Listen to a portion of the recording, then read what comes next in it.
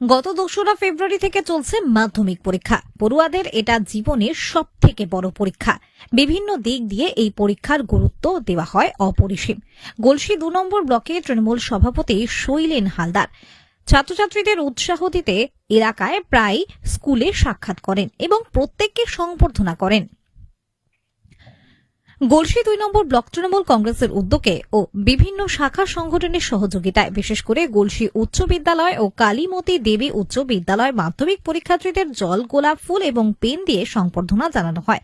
এতে খুশি পড়ুয়ারা। পড়ুয়াদের যে কোনো সমস্যায় দল পাশে থেকে সহযোগিতা করবেন বলে সকলকে আশ্বাস দেন। এমন আশ্বাস পেয়ে সকলেই খুশি বলে জানা গেছে। এবার শোনা যাক ব্লক সভাপতি শৈলেন হালদার কি জানাচ্ছেন। কাদের উদ্যোগে কর্মসূচিটা নেওয়া হয়েছে এবং কোথায় কোথায় আপনারা এই কাজটা করছেন?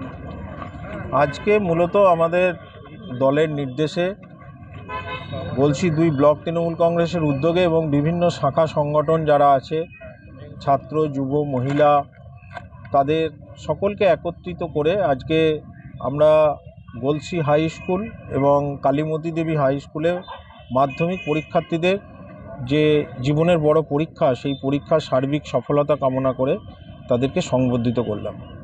ব্লকের মোটামুটি কত ছাত্রছাত্রী আছে এবার পরীক্ষা দিচ্ছে মনে হচ্ছে মাধ্যমিকের?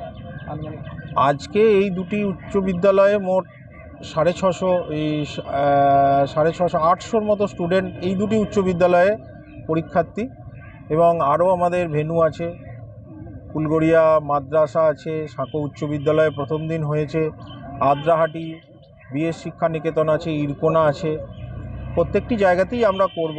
আজকে প্রথম দিন সাঁকো উচ্চ বিদ্যালয় হয়েছে, আজকে গলসি উচ্চ বিদ্যালয় এবং কালীমতি দেবী উচ্চ বিদ্যালয় হলো। আগামী দিনে আরও যে স্কুলগুলি আছে সেখানেও আমাদের এরকমভাবেই ছাত্রছাত্রীদেরকে সফলতা কামনা করে এই সংবর্ধনা অনুষ্ঠান হবে।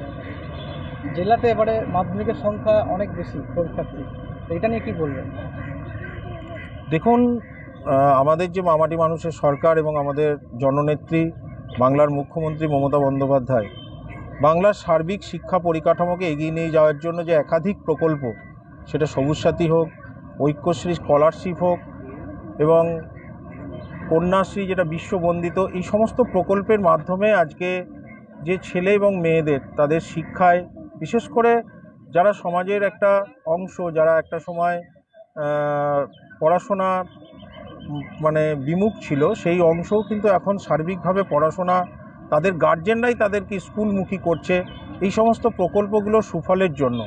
তাই ছাত্রছাত্রীদের সংখ্যা নিশ্চিতভাবে বেড়েছে সারা জেলা জুড়ে, এবং গলসিতেও সেই সংখ্যা অনেক বেড়েছে। আমার নাম? আমি শৈলেন হালদার, ব্লক তৃণমূল কংগ্রেসের সভাপতি। নিজাম আলমের রিপোর্ট, সকলের জন্য নিউজ।